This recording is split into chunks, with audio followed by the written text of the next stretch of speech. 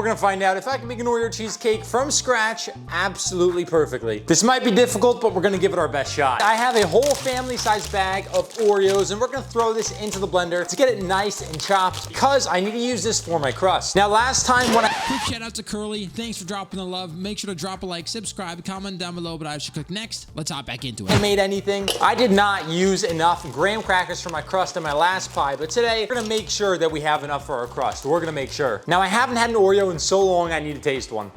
Now, this is a special blender called the Bean Bee, and it's really, really nice.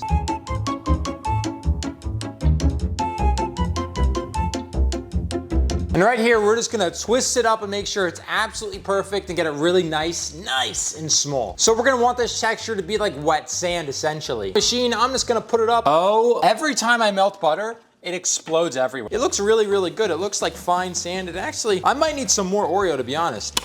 I'm not even gonna clean this because we're making stuff in this anyway for the Oreo cheesecake, so why would I clean it?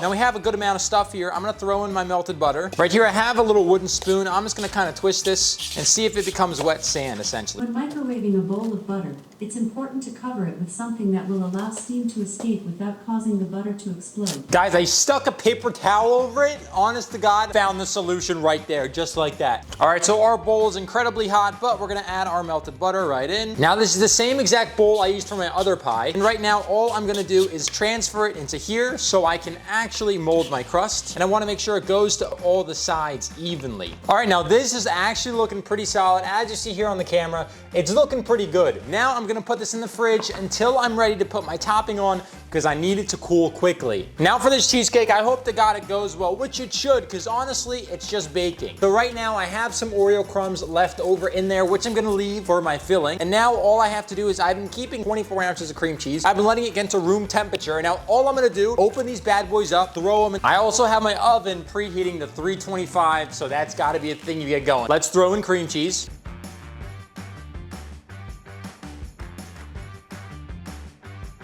Now in this little mixing bowl, I have 24 ounces of cream cheese. I'm gonna add 1 cup of granulated sugar to it as well. Now we're gonna blend this up at a teaspoon of vanilla extract and then blend it again. So I just learned about the water method as well, which is how I'm gonna kind of bake this cheesecake. It's gonna be in some non-conventional pans, but we'll see what happens, guys. This is all an experiment to cooking and baking. Now, the water bath method means you're placing your cheesecake pan inside of a larger pan that's filled with hot water while it's baking. This helps to cook it evenly, stay creamy, and prevent cracks.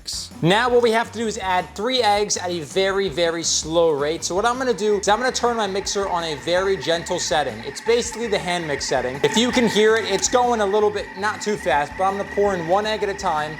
Make sure there's please no shells, please no shells. Now for my last step, I'm adding 1 cup of sour cream to the mixture as well. Now with this thrown in there, I'm gonna mix it and then my filling is done. So now this is a very important stage of the process. So I have my beautiful cheesecake topping, which honestly, I don't know how it's supposed to look, guys. I'm being real with you. That's why this channel exists. It's a work in progress. We don't know what to expect every single day. But here goes nothing, honestly. We're gonna take our beautiful filling and just pour it over our crust. I think personally, it looks pretty good. Let me put this on and see how it starts to look by itself. I have a pan that's about, let's say, 1/4 inch filled with water. I'm gonna stick my other pan right on top, but I'm gonna put water, and so the water is actually covering a little bit of the base. And now with this water in there, I'm gonna stick it in the oven, cross my fingers, and pray to God it turns out good. Now we're gonna leave this in the oven for around 50 minutes to an hour, maybe even longer than that, depending on how it looks.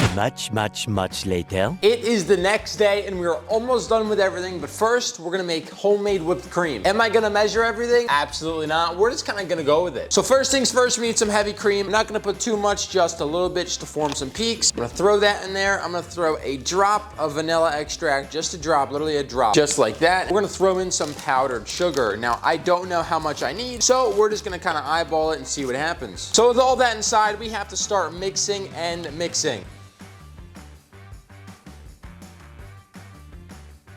All right, so I am sweating my ass off. If you see on the GoPro, this is beautiful whipped cream. I am dying. I am not okay. Now I ran my knife under very hot water just to help it cut the cheesecake because I am very scared. I am very scared. But here goes nothing. Now if we look on the camera, honestly, all around look. I mean, the crust is not bad at all. The side isn't bad at all. It really isn't looking the worst. For my first ever attempt at a cheesecake, this has been a very successful one, if I say so myself. Now let's give it a beautiful taste test and see how it tastes.